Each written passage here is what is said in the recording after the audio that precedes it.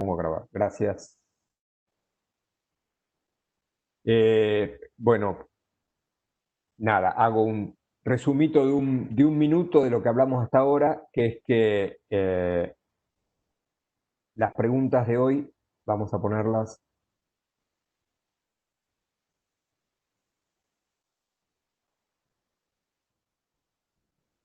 Listo, ahora las preguntas las ven todos.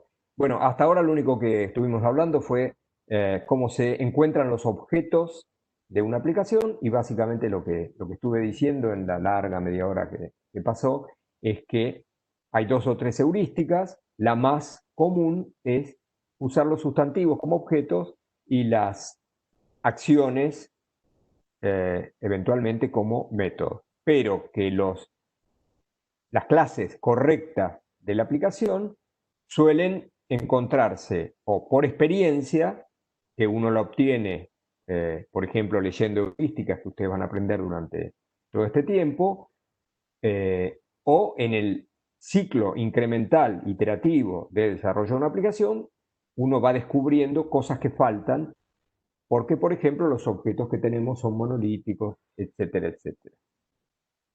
Bien, gracias Nicolás por avisarme que grabe y fíjense si ahora las preguntas las leen todos que acabo de configurar eso. Díganme.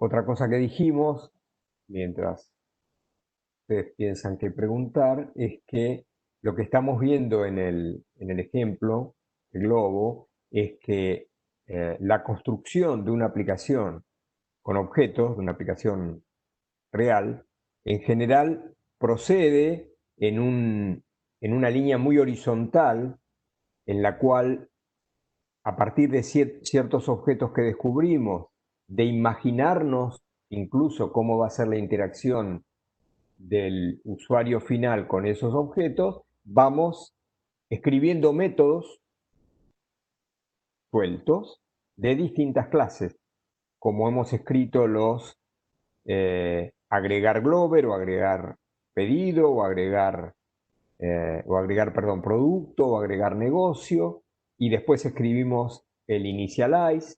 El orden que elegimos fue simplemente el orden que fue apareciendo en la clase, en la transparencia, pero en definitiva cuando uno construye en software, en una organización, eh, el orden depende mucho de qué es lo que uno está queriendo probar y cuál es la metodología que está usando. Eh, si uno está usando Test Driven Development, por ejemplo, que es una metodología, primero escribe el test y después escribe el código de los objetos que satisfacen ese test. Si uno está usando Scrum, va a ser otra cosa. En realidad, lo más importante es que ustedes vean que podemos ir definiendo métodos sueltos de clases distintas y probando cómo funciona el flujo en esos objetos para resolver una funcionalidad que a nosotros nos aparecía como un caso de uso. Facundo, eh, sí, a ver, una cosa que no hacemos en objetos 1 y en objetos 2, pero se hace en otras materias, me parece, eh, es mirar en profundidad, con mucha profundidad, el paradigma dominante de construcción de interfaces, que es, lo escribo acá, el que se conoce como Model View Controller, según, si bien lo contamos un poco, eh, y ustedes llegan a hacer cosas. Supongo que al final de Objetos uno algo intentaremos hacer. Siempre nos queda corto Objetos uno. Ahora me imagino que con en modo pandemia, nos va a quedar corto también, porque tampoco podemos estar apurándonos simplemente para cubrir un programa.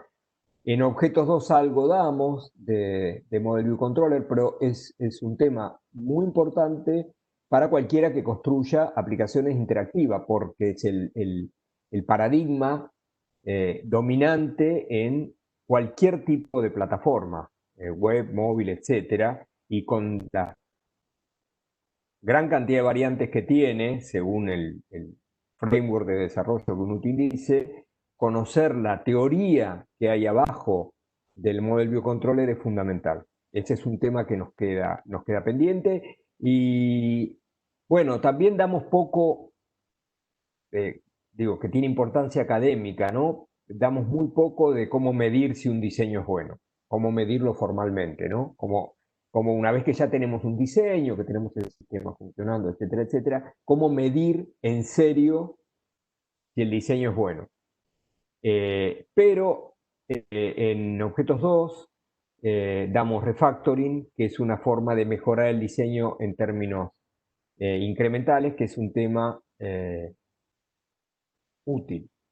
Otra cosa que no hacemos, digo, entre todas las cosas que no hacemos, es meternos con el problema de la persistencia de los datos.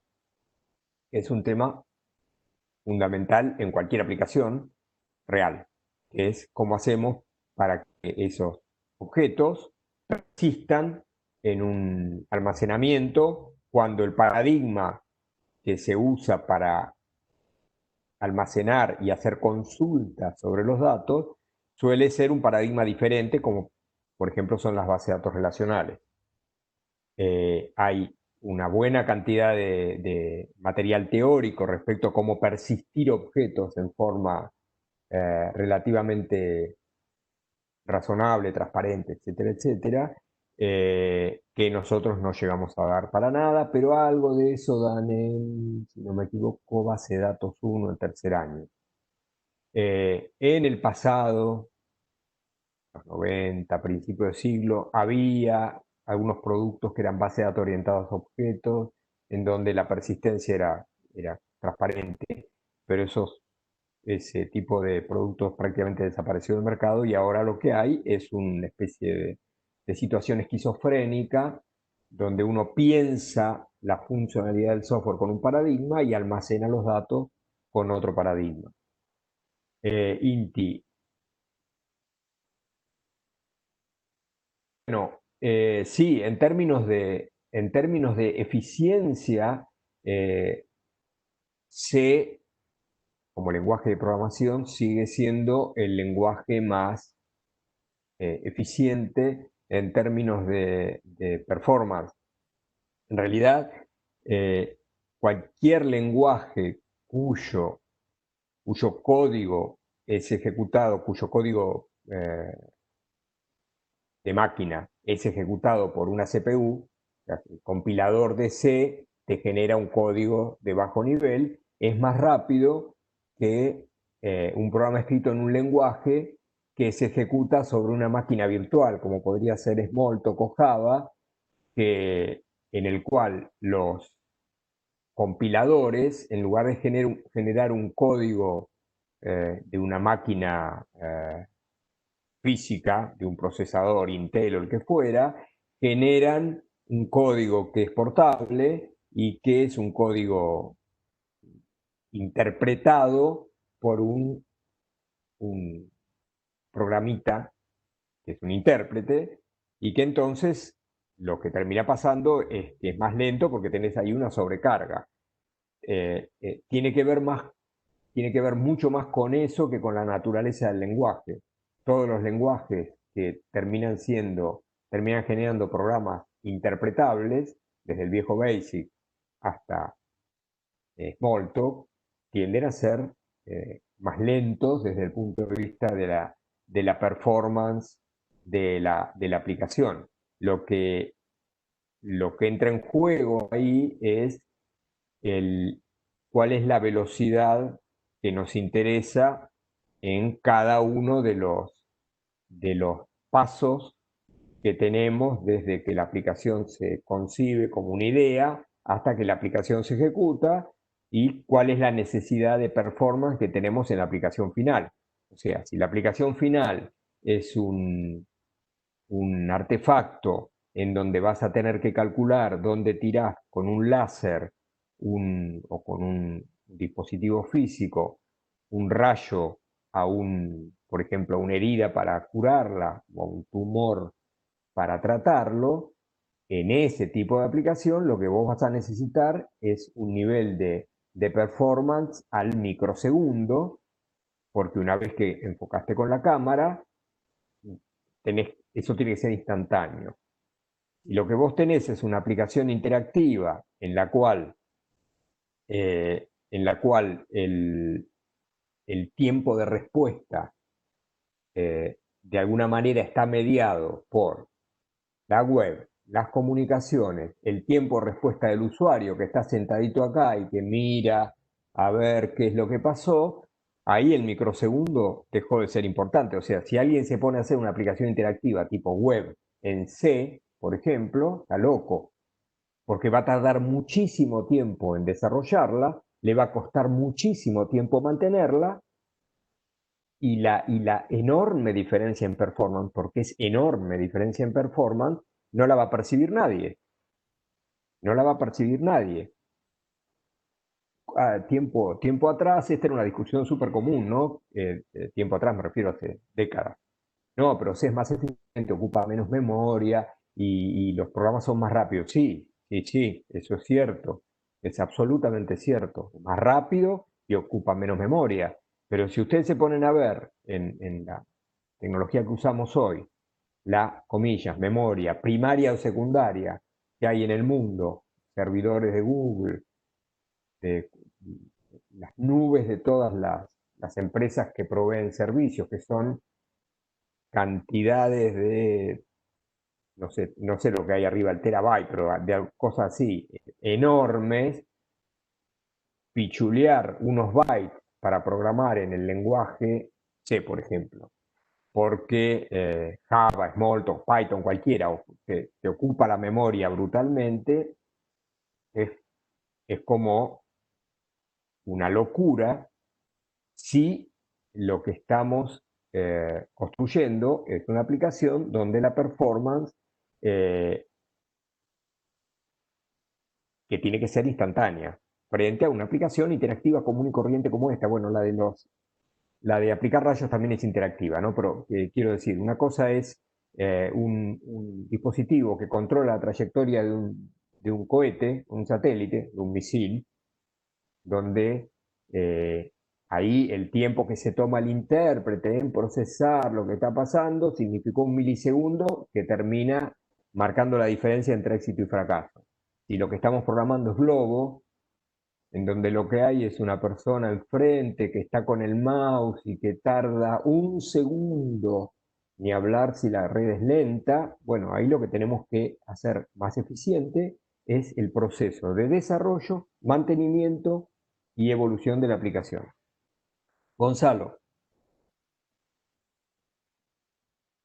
eh, bueno, a ver, lo de trabajar y corregir dinámicamente no pasa solo cuando uno programa con objetos. La propia naturaleza del software desde hace unos cuantos años, pero digamos los últimos 15 años o los últimos 10, desde que la construcción de aplicaciones interactivas, particularmente las móviles, ha hecho que la masificación del software llegue a prácticamente todas las personas, el proceso de construcción de una aplicación pasa a ser muy dinámico porque la evolución de la aplicación es muy dinámica todo el tiempo. Entonces, siempre que uno trabaja con cualquier herramienta de construcción de software, está trabajando y corrigiendo dinámicamente. Dinámicamente, el término dinámicamente significa muchas cosas.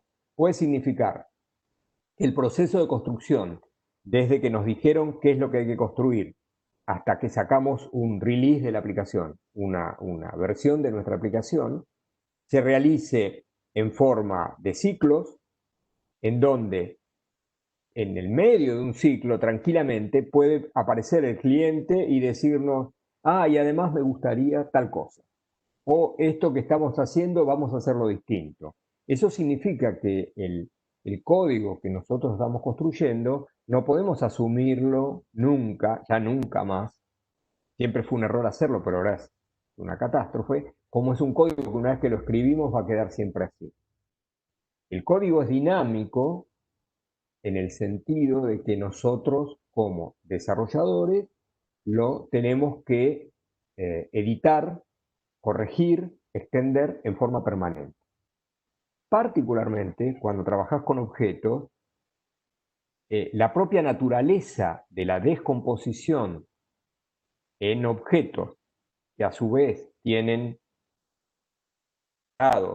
los métodos y los atributos de los métodos y atributos de otros objetos, y además cuando utilizamos al máximo el concepto de polimorfismo, eso lo que nos permite es que nosotros, frente a un cambio en los requerimientos de la aplicación, podamos tocar solamente un método o agregar un método o agregar una clase,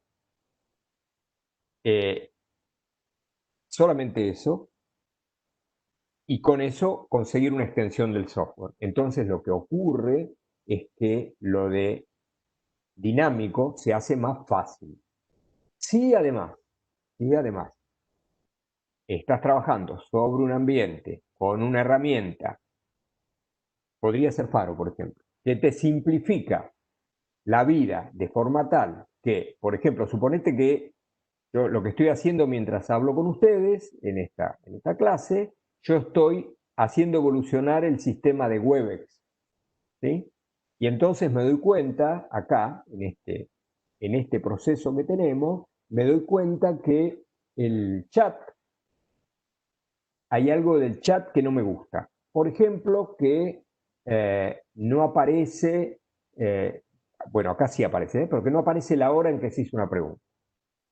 Entonces, mientras converso con ustedes, me abro un browser, supónganse que esto lo hice en Faro, me abro un browser de mi herramienta, voy a la clase chat, me fijo un poquitito qué atributos tiene y resulta que tiene un atributo hora, pero que de alguna manera, no lo estoy mostrando. Entonces, escribo el mensaje que me permite mostrarlo, eventualmente, me fijo si no lo está mostrando porque no se lo pide la interfaz o porque no lo está devolviendo bien o lo que sea, compilo ese código de un método, no tuve que interrumpir nada y ahora me empieza a aparecer la hora. Eso no es usual. En general, ese tipo de cambios no se hacen así. Pero si en vez de estar ejecutando la aplicación en producción, como ahora, yo estoy probándola, tranquilamente hacer una especie de duplicidad entre mi aplicación ejecutándose acá y mi browser acá, y jugar con esto y ver qué pasa con esto, ahí alcanzo un nivel de dinamismo superior. Desgraciadamente hay un montón, cuando uno elige una plataforma de desarrollo, hay un montón de parámetros para elegir que hace que las plataformas de desarrollo que permiten un, un, un dinamismo mayor sean menos populares que las otras.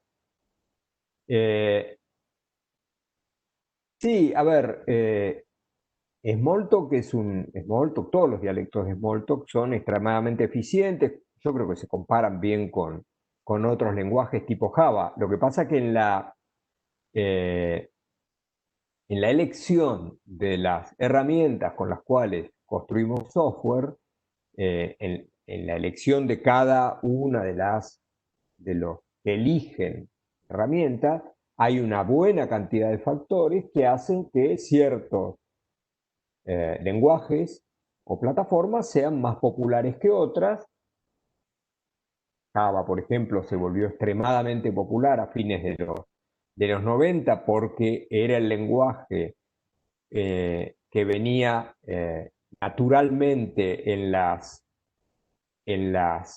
estaciones de trabajo Sun. A posteriori, Sun y Oracle empezaron a desarrollar Java en conjunto, fue una decisión comercial inteligente. Java era en los 90 el lenguaje de Internet y eso hizo que Java se volviera el lenguaje orientado a objetos mainstream. Y si bien, esto es una opinión absolutamente personal, no es una valoración y tómenlo como eso. Si bien a mí me gusta más, siempre me gustó más Smalltalk que Java, lo cierto es que gracias a Java ocurrieron dos cosas. Una de las más importantes es que todo el mundo empezó a interesarse por la orientación a objetos, porque Java, que era el lenguaje mainstream, el lenguaje que todos tenían que usar cuando desarrollaban aplicaciones para la web, tenía un conjunto de conceptos que hasta entonces eran solamente usados por los que usaban C++ o Smalltalk, que eran los conceptos de objetos. Entonces, hacia fines de los 90, la penetración del paradigma de objetos cambió de ser una penetración medio de nicho, hasta académica, a ser una penetración hipermasiva como lo es ahora. Sí, Laura, te escucho. Hola, buen día, profe. ¿Cómo estás? ¿Qué tal? ¿Todo bien? Yo quería hacerle una consulta sobre el tema de colecciones. Ujú. Las colecciones son, eh, o sea, agrupan objetos, ¿no? No importa, de cualquier tipo. Entonces, digo, ¿por qué hay tantos tipos de colecciones? ¿Y cómo nosotros nos podemos dar cuenta de qué colección elegir para representar ese conjunto? Bien. Ok. A ver, primero, la próxima clase teórica es dedicada a colección, con lo cual vas a tener una respuesta más, te diría, más armada. De todas maneras, te pienso responder yo. En realidad, una colección es un definitivo, en forma de decirlo resumidamente, y avísame o por el chat o ponerle una pregunta, baja la mano, subila después, como quieras, si te parece suficiente mi respuesta. Una colección es un conjunto de objetos, en definitiva. En nuestra visión, los tipos de objetos que tenemos dentro de una colección pueden ser, en principio, diferentes. El tema, como la colección es un objeto, ¿sí? La colección es un objeto, más allá de que adentro hay punteros a muchos otros, pero como la colección es un objeto, obviamente instancia de una clase, pero como cada colección la vemos como un objeto, lo que nos interesa es qué le podemos pedir a ese objeto. ¿Qué sabe hacer ese objeto? ¿Qué características tiene como objeto?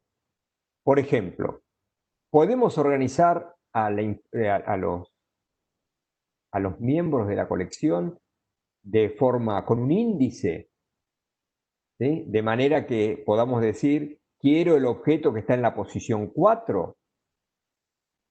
¿Queremos eso? Entonces vamos a tener operaciones que nos permitan hacer eso y eso nos va a dar una clase que es, por ejemplo, array. Queremos, por ejemplo, que la colección se mantenga siempre ordenada según algún criterio. Queremos que el concepto de orden en la colección sea un concepto construido dentro de la colección, de forma tal que cuando agregamos un nuevo objeto a la colección, ese objeto queda automáticamente ordenado. Y queremos, por ejemplo, darle a la colección como si fuera un atributo, ¿cuál es el criterio de ordenamiento que tiene? Y la respuesta es sí, tenemos una sorted collection. ¿Queremos una colección en donde el orden no nos interesa para nada? Bueno, tenemos un set. Esas son algunas de las colecciones que vas a ver en la jerarquía de Faro y en prácticamente todas las jerarquías de Smalltalk. Pero ustedes mismos han aprendido con el periodo que llevan en la facultad que existen otros conjuntos de otras formas de organizar los datos que tienen ciertas propiedades interesantes. Por ejemplo, los árboles. Digamos, los árboles, por ejemplo, los árboles binarios. Los árboles binarios son, en definitiva, colecciones de objetos que tienen una característica particular, que es que el agregado de un elemento ocurre en un lugar determinado del árbol. Y tienen los grafos, que son otro tipo de colección, que tiene otras propiedades diferentes, completamente diferentes, y que al tener otras propiedades les podemos hacer otras preguntas. ¿Sí? Y entonces, ¿cómo elegimos qué colección vamos a utilizar? En general lo hacemos en función de qué cosa esperamos de la colección, qué esperamos que nos sirva, qué le vamos a pedir, qué características pretendemos que tenga. A veces, por una cuestión de comodidad, elegimos la más simple, un array, por ejemplo, porque ya sabemos que ahí los conocemos los arrays, y tienen ciertas características que los hacen cómodos. Pero tranquilamente nos podríamos darnos cuenta, y acá obviamente la eficiencia en el acceso puede ser importante, que si yo tengo una cantidad de datos muy grande y estoy permanentemente haciendo operaciones de inserción que implican que hay que mover todo porque queremos tenerlos ordenados, o queremos que sea dinámico y que el tamaño no esté fijo, bueno, un array no nos va a servir. ¿Sí? Juliana, ¿vos querías preguntar algo? No, no, yo tenía solamente el pregunta anterior que... Ah, bueno, ok. No sé si te respondí la pregunta, ya ni me acuerdo quién era que preguntó antes.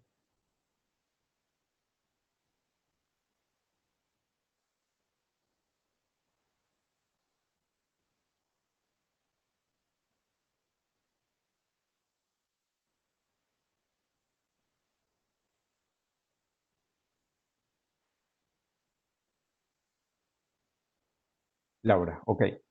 De todas maneras van a tener una clase de colecciones prontito. Eh, en realidad el concepto de colección es una generalización bastante interesante del concepto de estructura de datos, como ustedes la conocen hasta ahora, que básicamente tiene la característica de pensar la estructura de datos más desde el punto de vista de qué le podemos pedir y cuán bien responde esos pedidos. Algo que ustedes van a ver cuando vean colecciones es que sorprendentemente a todos los tipos de colecciones o a todos los tipos de estructuras de datos que uno aprende con el tiempo, siempre les estamos pidiendo las mismas cosas, solo que las responden de manera diferente. Y entonces lo que termina pasando es que las colecciones son polimórficas, y el hecho de que nuestras colecciones sean polimórficas termina implicando que podemos escribir mejor código, porque podemos escribir un código en el cual, eh, creo que lo dijimos en la clase de polimorfismo de binding dinámico, podemos escribir un código en el cual si eh, cambiamos la colección que estamos usando, ya piensen que en objetos no es que tenemos un programa que manipula una estructura de datos. ¿Sí? Cuando uno trabaja proceduralmente, uno tiene un programa, pues un procedure o un conjunto de procedures, y hay una estructura de datos donde el código de manipulación de los datos está mezclado con otro código. Cuando cambiamos la estructura de datos y decidimos que no vamos a usar más un arreglo, o una lista, o un árbol, o un grafo, todo el código que teníamos se cae, hay que cambiarlo completamente. Y si ese código está disperso en toda nuestra aplicación, porque hay inserción, borrado, búsqueda dispersa en toda nuestra aplicación, tenemos que estar cambiando un montón de cosas. Cuando uno ve un conjunto de datos como objeto, uno tiene esa, ahora voy a ser un poquito esquizofrénico, le voy a llamar una estructura de datos, ¿sí? Esto puede ser una lista encadenada. Acá tengo la lista encadenada, pero yo la veo como un objeto, ¿sí? La veo como un objeto, ¿por qué? Porque de alguna manera el objeto lista me tapa que por atrás hay un montón de cosas y hay unos punteros, ¿no? Yo eso no lo veo. Yo veo un objeto que yo sé que es una lista porque yo lo programé. Entonces, le puedo pedir cosas a ese objeto. Insertar, borrar, buscar. ¿Sí? Insertar, borrar, buscar. Y la lista encadenada va a insertar, borrar y buscar como ustedes saben que hacen las listas encadenadas. Un bardo ahí de ver puntero, etc. Ahora, todos mis objetos, cuando hablan con este coso, con este objeto, le dicen insertar, borrar, buscar. Un día me doy cuenta que como estructura la lista encadenada no me sirve, porque es ineficiente, porque mil razones. Entonces, esto lo saco y construyo otra clase que termina en otro objeto, que en lugar de ser una lista encadenada es un árbol, o es un grafo, o es un array. Todo todo el resto, que sigue haciendo insertar, borrar, buscar, ni se enteró de eso. Ni se enteró en el sentido de que al resto del código no lo tengo que tocar, porque el resto del código sigue haciendo inserción, borrado, búsqueda. Inserción, borrado, búsqueda. Obviamente a veces pasa en muchas aplicaciones que hay ciertas colecciones, los grafos, por ejemplo, que son colecciones un poquito más elaboradas, en donde además de esas tres operaciones básicas, tengo algunas operaciones más que me interesan, pero nunca son muchas. Y entonces, si yo construyo una jerarquía en forma inteligente, puedo cambiar la estructura de datos, que en definitiva es cambiar la clase de los objetos que manipulan los datos, y todo el código que tengo, construido, que suele ser mucho, no, no tiene por qué tener ningún impacto, ningún impacto. Ese es uno de los ejemplos más extremos de cómo usar objetos correctamente y entender las estructuras de información como objetos, lo cual significa aislar la implementación de lo que se puede hacer y obviamente de lo que metí adentro, que ahí va a depender mucho del lenguaje que utilizo, ¿no? Cuánta independencia tengo entre la definición y lo que le puedo meter adentro a, ese, a esa colección. Pero si yo independizo la estructura de manipulación interna que tiene la colección de las cosas que puedo hacer, lo separo eso y miro a las listas, a los árboles, a los grafos, a los arrays, a las colecciones ordenadas, a los conjuntos, etcétera, como objetos que responden a ciertos mensajes y me preocupo por entender cuáles de esos mensajes, uy, qué sorpresa, aparecen en todos, lo que voy a terminar construyendo me va a quedar muchísimo más modular, muchísimo más fácil de mantener cuando ocurra lo que ocurre siempre, que es que por algún motivo tengo que cambiar la estructura de información porque la que tenía era ineficiente. ¿Ok?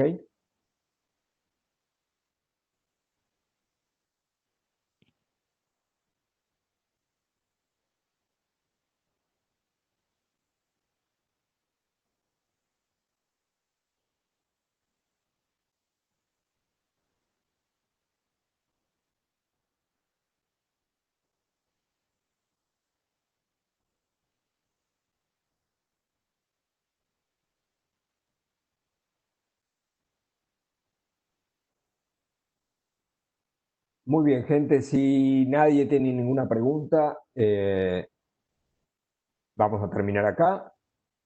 Cualquier cosa saben que pueden o mandar preguntas al foro o mandarme mail o eventualmente aprovechar las clases de consulta que vamos a seguir teniendo. Estén atentos porque en estos días, supongo que el lunes a más tardar, va a aparecer una grabación con el ejemplo de globo, un poquito más del ejemplo de globo de lo que vimos hasta ahora. ¿Ok?